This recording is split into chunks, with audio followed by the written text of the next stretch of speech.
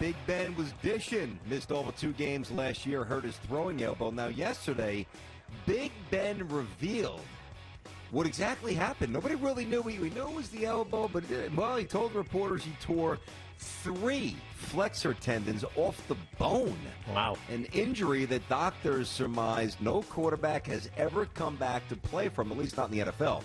However, Ben also says he feels great about throwing the football this week so far in practice. Big Ben will throw for over 3,500 yards, all right? He's averaged about 4,400 in the previous 6 seasons, and 20 touchdowns. He's averaged 29 over the last 6. In or out, he's going to go over 3,520 touchdowns. I'm going to say inbounds to that, BT. I mean, I know that he might be a little bit gun-shy, or at least the coaching staff may be gun-shy about having him drop back 35 to 50 times this season, but that's what Big Ben does. That's what this Pittsburgh Steelers offense is based around. So, yeah, I think he's going to get that number pretty easily, to be honest with you. So, inbounds to this one, BT. Yeah, I mean, absolutely. If he plays most of the season and he doesn't do that, the Steelers are in trouble, even though that defense is really good. I mean, 20 touchdowns is pretty pedestrian. I'm looking at last year. How many guys had? Last year, there were 21 players who had 20 touchdowns or more. And, guys like Darnold, who only played 13 games, had 19. Jacoby Brissett was knocking on the door. Matthew Stafford had 19. He only played 8 games. So to get to 20 touchdowns, that is not an accomplishment. That's an expectation. And how come when it comes to the ligament transplant and doing what they did on the elbow, even though it's a little different from Tommy John, why do baseball pitchers come back and with increased velocity? Why wouldn't we expect that Big Ben's got a new wing? He might be better in terms of velocity. He made a lot of throws. Well, if he's healthy. That's what I'm saying. Yeah, I agree. But not only is he healthy, but he might be healthy and then, more physically advanced, or maybe kind of back to where he was when he first started. So I think the wing is fine. I don't know about the rest of the body, but I'm going to say inbounds on both. 3,500 yards and 20 touchdowns. I agree. In Carmelo tapping the head aggressively last night 3 times when he banged in the triple to close the door on one of his former team, the Houston Rockets. Under a minute to go, he sealed the win. Nice extra pass. I believe it was McCollum from the top of the circle. Gave it to the left wing. Carmelo drained it. Now, he also had a couple of big threes in the fourth quarter against Memphis on Friday night.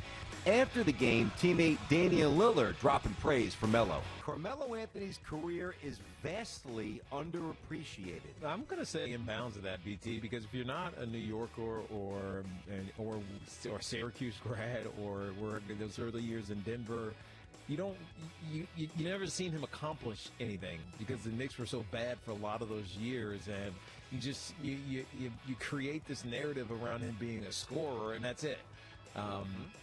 But I think any great player will tell you, even LeBron, I mean, he left Cleveland to get around some great players. You got to have some good talent around you. So I think it's underappreciated, but I don't know whose fault that is. You know what I mean? So I'm going to say inbounds.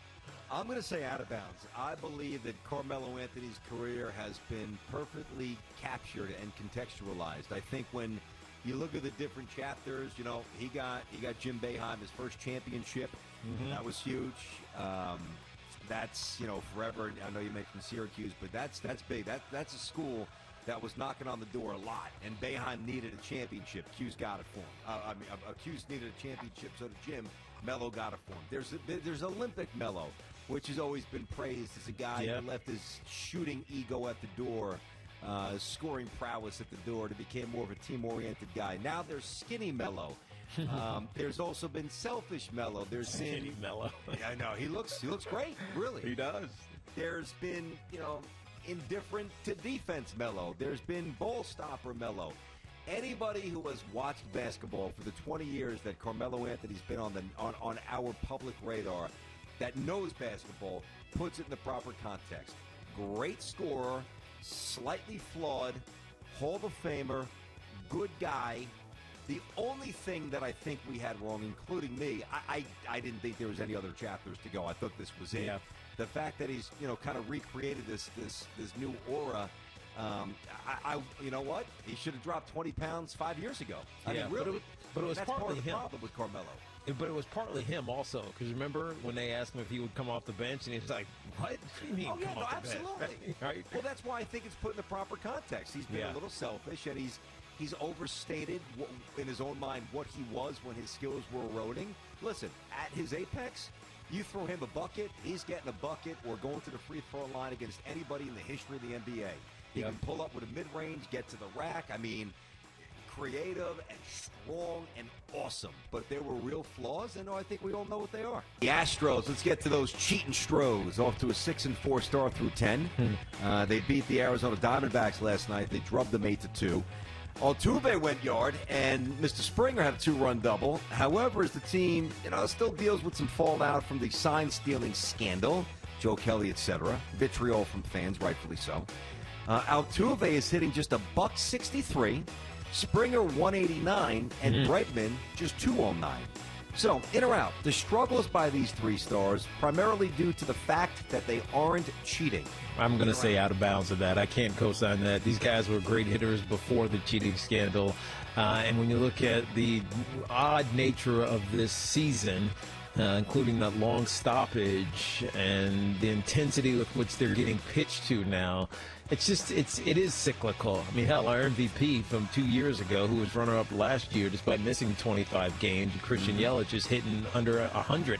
You know what I mean? He's at one hit. I mean, he might actually have more now, but a couple days ago he had one hit. I think this offseason, leading up to this season, was so disruptive that some guys just can't find it right now, and these three happen to be one.